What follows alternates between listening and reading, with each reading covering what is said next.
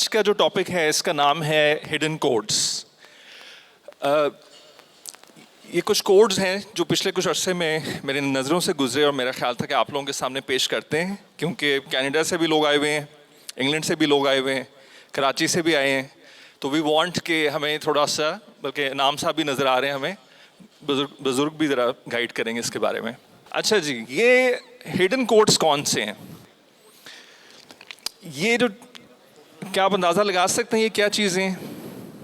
Students, up, bottom, charm, strange, these are the particles which make a neutron. Neutron के अंदर भी particles हैं। जब ये इकट्ठे होते हैं तीन तो न्यूट्रॉन बनता है, कुछ और तीन इकट्ठे होते हैं तो इलेक्ट्रॉन बनता है। पार्ट्स, क्वार्ट्स, बिल्कुल बिल्कुल। तो अब ये इनका जो नाम भी होता है इससे कोई फ़र्क नहीं पड़ता। इसका नाम आप उस्मान रख देते, नासिर रख देते, डजेंट मैटर। लेकिन हम देखेंगे कि नाम रखना कुछ जगहों पे सही नहीं होता। का एक ड्रामा था मिडसमर्स नाइट ड्रीम, चलो उसमें एक लव पोशन होता है। जो भी वो लव पोशन इस्तेमाल करता है उसके बाद जिसको भी वो पहली नज़र में उस बंदे को देखता है तो उसको उससे मोहब्बत हो जाती है। वो लव, बड़े मज़े की स्टोरी है कि वो लव पोशन गलत बंदे को मिल जाता है, वो फिर उसको किसी और से प्यार हो जाता है, उसको किसी और से, और एक बड़े मज़े कॉमेडी सी बन जाती है। साइकेट्री का भी इस वक्त ये हाल है। हमारे पास कोई बिल्कुल क्लियर आंसर्स नहीं है। इतना स्टिग्मा क्यों है? अभी सेक्स की बात हो रही थी, क्यों सेक्सुअल डिसऑर्डर्स, जेंडर डिसऑर्डर्स अभी तक क्यों हल नहीं हो सक रहे? आज हम एक कोशिश करेंगे कि स्टिग्मा को हटाने का कोई कोड ढूंढें। इस तस्वीर को आपने याद रखना है, इसको एंड पे इसको यूज़ करेंगे। यहाँ पे नॉन साइकेट्रिस्ट भी मौजूद होंगे, हमारे पास सर्जन मौजूद हैं, यहाँ पे सामने रेडियोलॉजिस्ट भी हैं। तमाम ब्रेन के जो, जिसको हम डिसऑर्डर्स कहते हैं आजकल, एक्चुअली दे आर सिम्टम्स। हर ऑर्गन जब फेल होता है तो कुछ सिम्टम्स आते हैं। हमने हर सिम्टम का एक नाम रखा है, जैसे हमें समझ आइए। आपने समंदर देखा, किसी को नीला नज़र आया, किसी को सफ़ेद, लेकिन एक्चुअली इट्स H2O। उसकी माहियत H2O ही रहेगी। हमने डिसऑर्डर की माहियत तक जाना है। सो all the disorders are actually breakdown of the brain homeostasis। जिसका लिवर फेल हो रहा होता है आहिस्ता आहिस्ता, उसके टेस्ट ख़राब होते हैं, उसकी पैथोलॉजी ख़राब होती है, उसका स्ट्रक्चर ख़राब होता है, जो हम चेक कर लेते हैं। रेडियोलॉजिस्ट भी हेल्प कर देता है हमें, लैब वाला भी हेल्प कर देता है। ब्रेन भी एक ऐसा जो है ऑर्गन है। तो आज हम उसके कुछ क्वांटम कोड्स ढूंढने में लगे हुए हैं। एक वक्त था कि हमारा ख्याल था कि ज़मीन के इर्द गिर्द पूरी यूनिवर्स घूम रही है। एक वक्त ये ख्याल था कि आइंस्टाइन से पहले कि ईथर मौजूद होता है, वहाँ से लाइट जाती है। फिर पता चला कोई ईथर नहीं है। डार्विन से पहले लेमार्क की थ्योरी थी। डार्विन ने आके कहा कि ये जो हेरिटेबल ट्रेट्स हैं ये आगे जाएंगे। जब कंबस्शन होती थी तो हमें ये नहीं पता था कि ऑक्सीजन चाहिए। हमारा ख्याल था एक कंपाउंड है जो फ्लोजिस्टॉन जिसको कहते थे। इस तरह बहुत सी एग्जाम्पल्स हैं कि हम किसी और डायरेक्शन में जा रहे थे, फिर एक लैंडमार्क चेंज होती है और हम एक नई तरफ चलते हैं। ब्रेन में बहुत सारे सिस्टम्स हैं, बहुत नेटवर्क्स हैं, बहुत सारे स्ट्रक्चर्स हैं। It's a 6 layered brain. कहीं पे 3 लेयर्ड है, कहीं पे 4 लेयर्ड है। सब की रेजिस्टेंस डिफरेंट है। अगर आप इसको हॉलिस्टिकली सोचें, जब भी इन्फ्लेमेशन होगी, इम्यूनोलॉजिकल अटैक होगा, कुछ हिस्से फ़ौरन ख़राब हो जाएंगे, कुछ देर से ख़राब होंगे, कुछ एंड तक भी चलते रहेंगे। तो हायर मेंटल फंक्शंस जल्दी ख़राब हो जाते हैं, अटेंशन जल्दी ख़राब हो जाती है, डिस्ट्रैक्शन जल्दी ख़राब हो जाती है। लेकिन बहुत सारे सिम्टम्स की अगर आप दर्जाबंदी करें तो हमें पता चलेगा कौन से सिस्टम पक्के हैं। मसलन सेरिबेलर सिस्टम 3 लेयर्ड है लेकिन बहुत टाइटली वाउंडेड होता है, तो सेरिबेलर बड़ा मुश्किल से ख़राब होता है। इसी तरह जो कॉर्टेक्स है उसकी जो 6 लेयर्ड है उससे ज़्यादा वल्नरेबल है लिम्बिक, एमिगडाला, हिप्पोकैम्पस, ये जल्दी ख़राब होते हैं। पहली काविश शुरू हुई, जो पहले ज़माने के रेडियोलॉजिस्ट थे वो हिस्टोलॉजिस्ट थे बेसिकली, उन्होंने स्लाइड्स बनाई। तो ये 1895 में स्लाइड बनी। काजल ने उसके बाद ये आई के न्यूरॉन्स देखे। इस वक्त और कुछ अर्सा पहले साइकेट्री का ये माहौल बना हुआ है। ये जो 2 सीढ़ियाँ हैं ये DNA के हेलिक्स शो कर रही हैं। हमने इन सीढ़ियों से आज ऊपर चढ़ना है और तमाम जो खाने हैं वहाँ जाके हमने डिफरेंट डिसऑर्डर्स के अंदर देखना है कि क्या जीनेटिक लेवल पे क्या प्रॉब्लम है। लेकिन इस पे पहुँचने से पहले इसके सामने जो बुत पड़े हुए हैं ये बुत तोड़ने पड़ेंगे। और ये बुत कौन है? ये हमारे क्लासिफिकेशन सिस्टम्स हैं जो हर 10 साल बाद नए बन जाते हैं और हर 10 साल बाद आप नए बना देते हैं। इसीलिए हमें स्टिग्मा है, क्योंकि एक डॉक्टर का ख्याल होता है कि ओसीडी है, दूसरा कहता है नहीं पीटीएसडी है, तीसरा कहता है नहीं डिप्रेशन है। तो we need that observable markers जो सब को हमें एक इकट्ठा करे। जब मैं 2010 में पढ़ रहा था तो ओसीडी का रिव्यू था, उसमें लिखा था कि फ्यूचर में एसोसिएशन स्टडीज़ होंगी तब पता चलेगा। वो एसोसिएशन स्टडीज़ कब की हो चुकी हैं, डेटा आ चुका है। तमाम पॉपुलेशन में लाखों लोगों में उन्होंने चेक किए हैं कौन से जीन्स मौजूद हैं, बीमारियों में कौन से ठीक हैं और बीमारियों के बगैर कौन से हैं। तो अब पता चला कि हैविली हमारे पास अब सही सुराख पता चल रहा है, लेकिन हम सब में जीन्स में नहीं जा सकते। So we need something more easier. Single nucleotide polymorphism is the compound जो उन्होंने देखा मुख्तलिफ लाखों लोगों के अंदर, और बहुत सारा डेटा हर बीमारी में, ओसीडी पे भी, जीएडी में भी, स्किज़ोफ्रेनिया में भी। जब हम दिमाग देखते हैं तो हम कैरिकेचर को फ़ौरन पहचान लेते हैं, क्योंकि ब्रेन का स्ट्रक्चर होता है कि वो एक एबनॉर्मलिटी को फ़ौरन कैच करता है। ये जो लेफ्ट साइड पे जो तस्वीर है, ये कैसे आर्टिस्ट ने बनाई थी जो 3D पिक्चर नहीं देख सकता था, इसका फेस रिकग्नाइजेशन ख़राब हुआ था। ये सिर्फ 2D में तस्वीर देख के एग्जैक्ट तस्वीर बना लेता था। ये उसने जो तस्वीर बनाई, ये दूर से आपको नज़र आ रही है एज अ तस्वीर, और करीब से देखेंगे तो एक डिज़ाइन है। सो अब we are looking for connections. कौन से नेटवर्क्स हैं जो हमें कनेक्ट कर रहे हैं, उन कनेक्शंस का हमें पेट स्कैन से, न्यूरोलॉजी के जो रेडियोलॉजी के स्कैन्स हैं जहां वो बता देते हैं कि कौन से हिस्से में ग्लूकोज इस्तेमाल हो रही है क्या करते वक्त।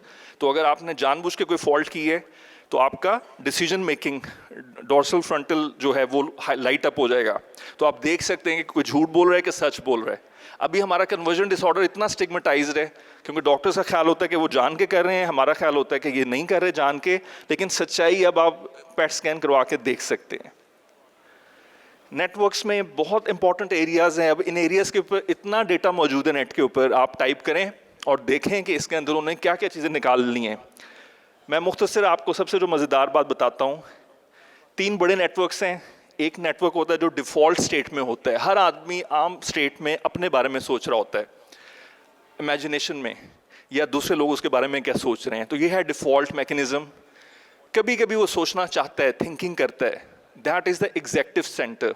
और एक सेंटर होता है जो डिसाइड करता है कि सोचना है कि नहीं, ये भी एक फ्री विल है आपकी। ये तीनों वही एरिया हैं जो फ्राइड ने एक और ज़बान में हमें कहे थे, सुपर ईगो, ईगो और एड।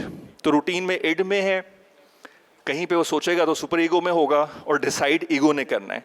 अगर फ्राइड आज जिंदा होता तो बहुत खुश होता कि उसको वो एरियाज नज़र आ रहे हैं। जब वो सोच रहा है तो हर चीज़ प्री कॉन्शियस में है, जब वो एग्जैक्टली सोचेगा तब फ्रंटल पे आ जाएगा, एग्जेक्टिव सेंटर के। तो हमारे पास ये नहीं कि पुरानी चीज़ें हमारे पास बिल्कुल वो उसकी बेसिस नहीं थी, लेकिन हमारा मुशाहिदा बड़ा तेज़ था और अब एविडेंस बता रही है। अब आप देखें कि ये सारे सेंटर्स जो हैं ये आपस में कनेक्टेड हैं। मुख्तलिफ बीमारियों में मुख्तलिफ ख़राब होंगे। ऑटिज़म में, एडिक्शन में सेलियंस फैक्टर ख़राब हो जाएगा जो डिसाइड करता है। डिप्रेशन में, ट्रॉमा में, ओसीडी में डिफ़ॉल्ट सिस्टम ख़राब हो जाएगा कि रूटीन में ही वो सोचों में गुम है। एडीएचडी में, स्किज़ोफ्रेनिया में, फ्रंटल टेम्पोरल डिमेंशिया में फ्रंटल ख़राब हो जाएगा। Frontal temporal dementia is the best example of frontal damage. तो जब हम एंटीसाइकोटिक्स देते हैं तो जिसको हम आजकल कॉग्निटिव साइड इफेक्ट्स कहते हैं, actually it's a hypofrontality in neurological terms. तो ओसीडी आप ठीक करते हैं, ठीक होता जाता है। जब सिवियर हो जाता है तो हम एंटीसाइकोटिक देते हैं, एंटीसाइकोटिक देते हैं, पेशेंट स्टेबल होता है। जितना स्टेबल होता है उतनी ओसीडी वापस आ जाती है। सो ये बड़ा मज़ेदार किस्म का मैकेनिज्म है अगर आप इस रंग में देखें। सो आसान कर दें, इमेजिनेशन, अवेयरनेस, थिंकिंग, इस पर बहुत डिटेल से आगे डिस्कशन होती रहेगी अगले सालों में। कॉन्शियसनेस क्या है? अभी तक हमारे पास कॉन्शियसनेस का सही डेफिनेशन नहीं है। फिलॉसफी में और है, साइकोलॉजी में और है। अभी बायोलॉजी की डेफिनेशन ये बनती है कि it is the synchronized polarized state of synchrony of neuronal layer. हम 2 तरह की कॉन्शियसनेस यूज़ करते हैं आजकल। उसमें एक को हम कहते हैं जिसमें हम कॉमा और होश में आना जो इमरजेंसी वाले इस्तेमाल करते हैं, और एक हम साइकोलॉजी में सेल्फ अवेयरनेस की बात करते हैं। डिफरेंट न्यूरोलॉजी ऊपर डिफरेंट वायरिंग है इनकी, जो वायरिंग ठीक होगी वो काम ज़्यादा बेहतर हो सकेगा। हमें क्यों एंग्जाइटी होती है? एमिगडाला का, जैसा मेट्रो में आपने देखा है 10 आइटम्स वाला शॉर्ट होता है एक रास्ता, तो जब भी घबराहट होती है तो फ़ौरन एमिगडाला में बात पहुंच जाती है, इसीलिए गुस्सा फ़ौरन आ जाता है, सोचना, आपकी मर्जी, आप सोचें तो फिर टाइम लगता है उसके अंदर। तमाम डिसऑर्डर्स हेट्रोजिनस हैं, अगर एक ही जीन होता तो मिल गया होता, अब वो हर जगह फैले हुए हैं, वो बिल्कुल हर तरफ। साइकेट्री में कोई एविडेंस बेस्ड बात नहीं है, ये भी मैं साबित करूंगा कि जिसको हम एविडेंस कह रहे हैं वो क्या एविडेंस है। जितनी स्टडीज़ हुई हैं, ये मैंने 20 साल पहले पढ़ी थी, डॉक्टर साहब ने मैं पढ़ाई थी, केटी स्टडी, स्टेप बेटी स्टडी, साइकोसिस, ये आज तक की बड़ी स्टडीज़ हैं, यही चल रही हैं अभी तक, इससे बड़ी स्टडीज़ नहीं आई। ये स्टडीज़ थी, ये अंग्रेज़ों पे हुई हुई थी, ये हज़ारों में थी, 2000, 3000, 4000 एट द मैक्सिमम। बाकी अगर आप देखें मेडिसिन में तो 50-50 हज़ार, लाखों में जा रही हैं चीज़ें। वुमेन मेंटल हेल्थ की बात हो रही थी, 160,000 का उनका है, और ये चल रही हैं। हर 10 साल बाद दोबारा से वो चेक करते हैं। फ्रेमिंगहैम्स अभी तक चल रहा है। हाइपरटेंशन पे हर 5 साल बाद वो कहते हैं, कभी कहते हैं मार्जरीन अच्छी है, कभी कहते हैं कोलेस्ट्रॉल अच्छा है, कभी कहते हैं स्टेटिन दे दें, कभी कहते हैं नहीं ना दें। लेकिन हमने कुछ काम साइकेट्री में नहीं किया अनफॉर्चुनेटली। हमें लोकल भी चाहिए कि हमारे ऊपर कौन सी दवाइयाँ कामयाब हैं। बहुत सारी दवाइयाँ, हमें क्लोज़ापिन उतनी नहीं चाहिए 800, हमारी 300-400 में भी काम हो जाता है। तो ये क्या चीज़ें जो हमें अभी ढूंढने की ज़रूरत है। ये सारे मॉडल्स हमें छोड़ने पड़ेंगे। बायोसाइकोसोशल मॉडल अनफॉर्चुनेटली हमारे गले पड़ा हुआ है, लेकिन इसका प्रैक्टिकली कोई फ़ायदा नहीं है। Psychosocial has a biology at the back. मुझे 10 साल बाद, मैं क्योंकि कमज़ोर अक्ल है, मुझे 10 साल लगे ये समझने में कि जिसको हम साइकोसोशल पढ़ा रहे हैं उनको पहले बायोलॉजी पढ़ानी है, क्योंकि वो जो 2 साल पढ़ के आते हैं, they have no concept about the biological basis. तो अब मेरा ज़्यादा फोकस बायोलॉजी की तरफ है वापस। कारगर fortio is a new name I suggest for stress. Stress का लफ्ज़ किसी को नहीं पसंद, ये नए नाम है, इसका भी कोई मतलब है, तो हमें कुछ नए एनर्जी भी चाहिए। जिस तरह बिजली कड़कती है, इसी तरह दिमाग में न्यूरोनल फोर्स चल रही है। हमारे हर सेल के अंदर mitochondria is the battery. Her mitochondria उसमें इलेक्ट्रॉन देता है और प्रोटॉन पंप चलता है, और 40% इज़ द बेस्ट क्वालिटी जो आपको वो दे सकती है आउटपुट। जब वो आउटपुट 20% होगा तो हमें वही नज़र आएगा, फटीकेबिलिटी। अब वो कौन बताएगा कि ये माइटोकॉन्ड्रियल प्रॉब्लम है, चैनलोपैथी है, आयरन का प्रॉब्लम है, बेसिक सेल का प्रॉब्लम है। तो we have to go much deeper.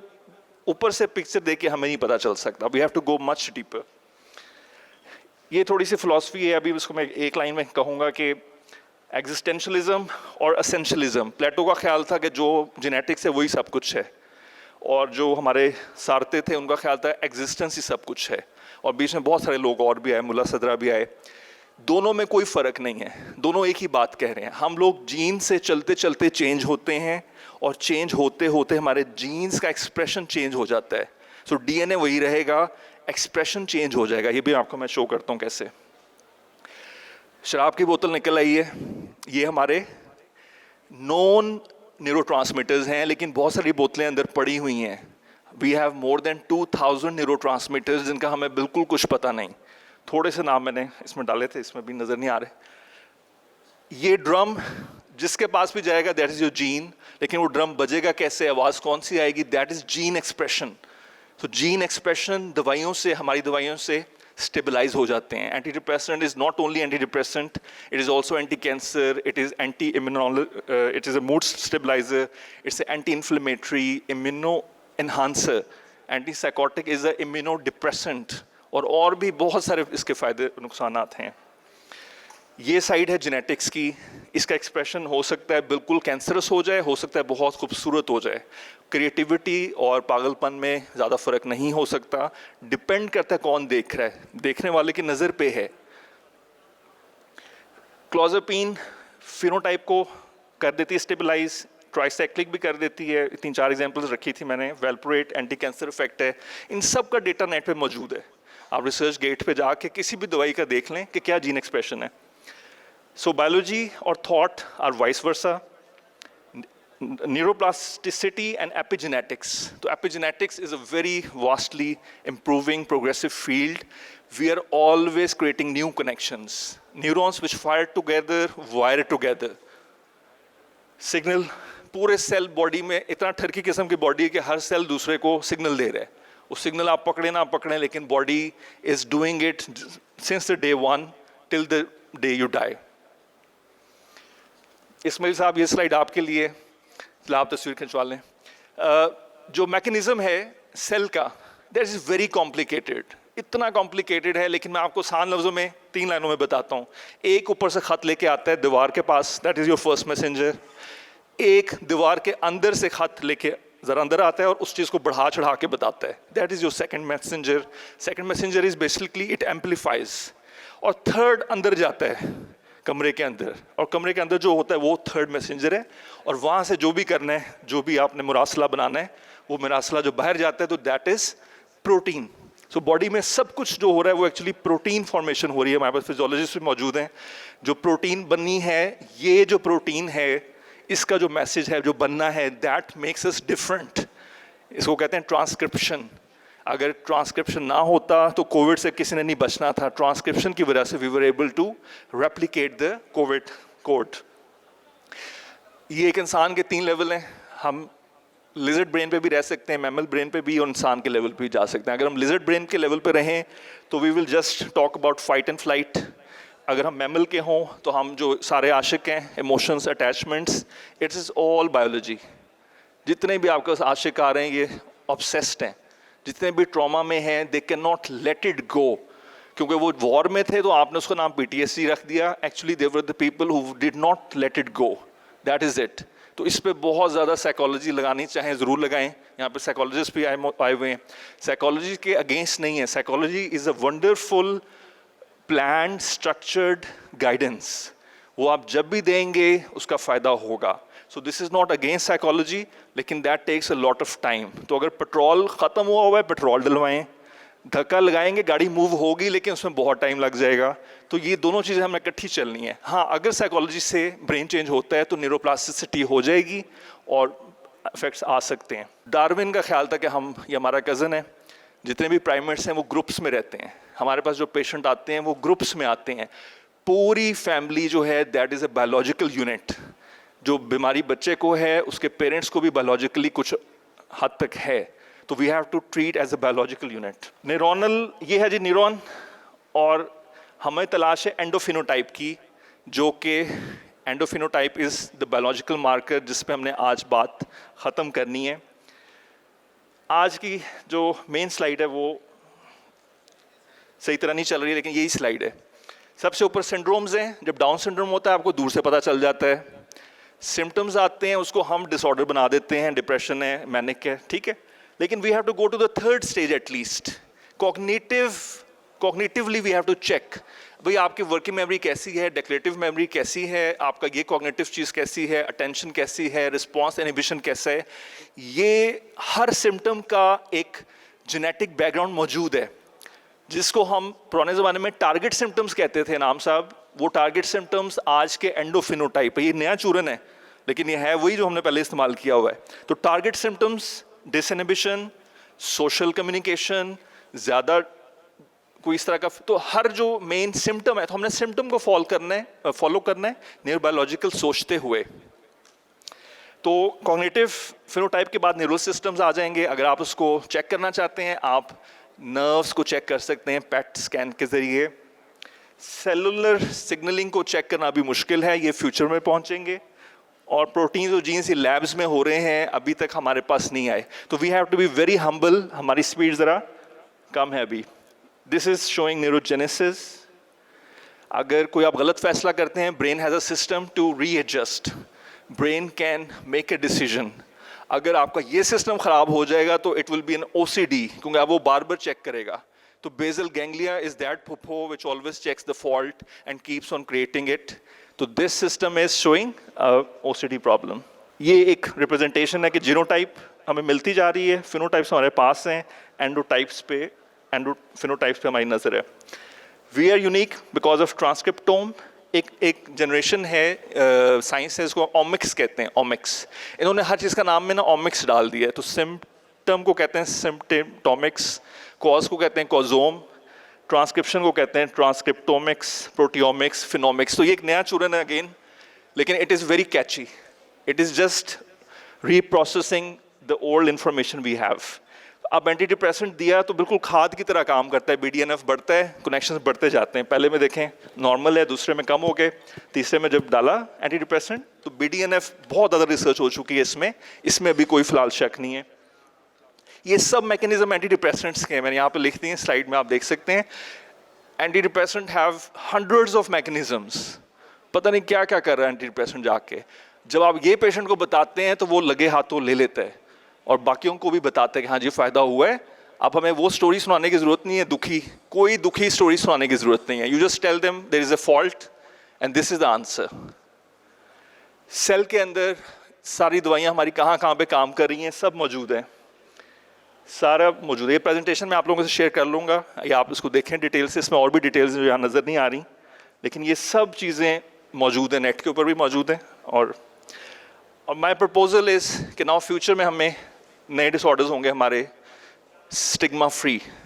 ये नाम नहीं होगा कि एडजस्टमेंट प्रॉब्लम, ये नाम नहीं होगा कि PTSD, depression. It will be a frontal lobe dysfunction, it will be emotional dysregulation. Borderline personality disorder कहना हर औरत को बुरी बात है, तो आप कहें कि जी इमोशनल डिसरेगुलेशन, वो उनको खुद भी पता है, वो उसको एक्सेप्ट कर सकते हैं। So we can call it basal ganglia problem, limbic problem, parietal lobe problem. जितने हमारे फिलोसफर्स हैं they are into parietal lobe issues, they are too much philosophical, they have to create a balance. या दूसरी choice है आपके पास, हम neurogenetic spectrum disorder, integration, dysregulation, imbalance, this is very neurological type, लेकिन ये मुझे ज़्यादा पसंद है कि इट इज़ अ बिट, क्योंकि आपको जब नहीं पता होता तो आप बजाय इसके कहें कि इडियोपैथिक है, you have to come with new fancy definitions with a genetic background. और अब वो जो तस्वीर थी जहाँ पे मैं मैजिकल था सब कुछ, अब कुछ कुछ रोशनी नज़र आई है। अभी रास्ता शुरू का है, अभी हाथ पकड़ के we are just child in understanding of the brain, लेकिन इसी सफ़र को हम ऐसा ऐसा चलाएंगे तो आगे कुछ कुछ हमें नज़र आना शुरू हो जाएगा। बहुत शुक्रिया यहाँ पे, thank you very much.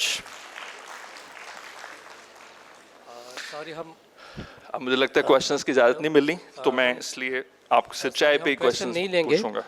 We are told that चाय का वक्फा हो रहा है, so just briefly about professor Usman, he is a philosopher and he will always challenge the universal facts rather than talking about those facts. So today he gave us this idea about psychiatry. This vagueness is inherent part of psychiatry, not its weakness, rather it is its beauty. So एक किताब है Vagueness in Psychiatry, मैं आपके साथ PPS forum पे share भी कर लूँगा.